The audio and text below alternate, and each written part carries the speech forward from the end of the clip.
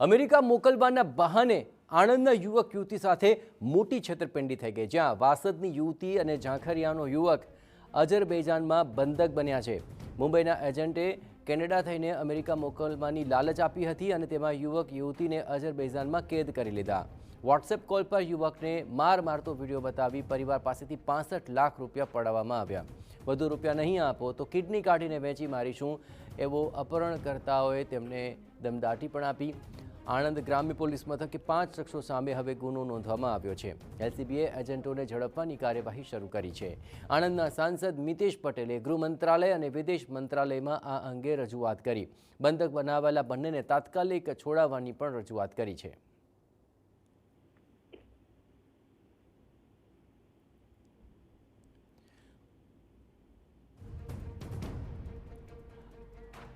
વધુ વિગતે વાત કરવા માટે જોડાઈ રહ્યા છે ટીવી9 સંવાદદાતા ધર્મેન્દ્ર કપાસી।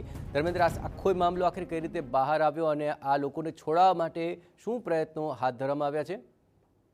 સમગ્ર મામલાની વાત કરવામાં આવે તો આણંદ જિલ્લાના ઝાંખરિયાના ધ્રુવ મિતેશ પટેલ અને કંથારિયા ગામના દીપિકાબેન ધવલભાઈ પટેલ કે જેમને અમેરિકા જેવું હોય તેમણે મુંબઈના એક એજન્ટનો સંપર્ક કર્યો હતો। મુંબઈના એજન્ટ દ્વારા જે કાર્યવાહી કરવામાં આવતી હોય છે તે કાર્યવાહી કરી અને તેમને અઝરબૈજાનથી કેનેડા અને કેનેડાથી અમેરિકા મોકલવા માટેની પ્રોસેસ હાથ ધરી હતી અને 30 તારીખે તેઓને દિલ્હી એરપોર્ટ પર મોકલવામાં આવ્યા હતા અને ત્યાર પછી તેમને અઝરબૈજાન લઈ જવામાં આવ્યા હતા।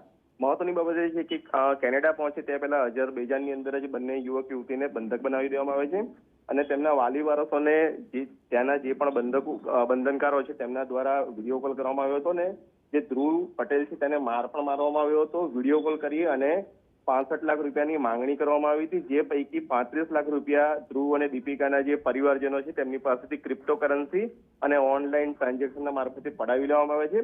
મહત્વની બાબત એ છે કે સમગ્ર મામલાની જાણ આણંદના સાંસદ અને વિદેશ મંત્રાલયના સ્થાયી સમિતિના સભ્ય એવા મિતેશભાઈ પટેલ કે જે બકાભાઈ તરીકે પ્રસિદ્ધ છે તેમને સમગ્ર મામલાની જાણ કરવામાં આવતા તેમના દ્વારા ગૃહ મંત્રાલય અને વિદેશ મંત્રાલયની જાણ કરવામાં આવી છે અને ટૂંક સમયની અંદર જ યુવક યુવતી છે તેમને કોઈ પણ ભોગે ભારતમાં પરત લાવવાની કાર્યવાહી હાથ ધરવામાં આવનાર છે। બીજી તરફ મુંબઈના જે એજન્ટો છે તેમની સમગ્ર કૌભાંડની અંદર પણ સામેલગીરી સ્પષ્ટપણે જોઈ શકાય છે, જેથી યુવકના વાલી વારસો દ્વારા આણંદ ગ્રામ્ય પોલીસ મથકે ફરિયાદ આપવામાં આવતા ગ્રામ્ય પોલીસની અંદર ફરિયાદ નોંધાઈ છે અને એલસીબી દ્વારા તપાસ હાથ ધરવામાં આવી છે।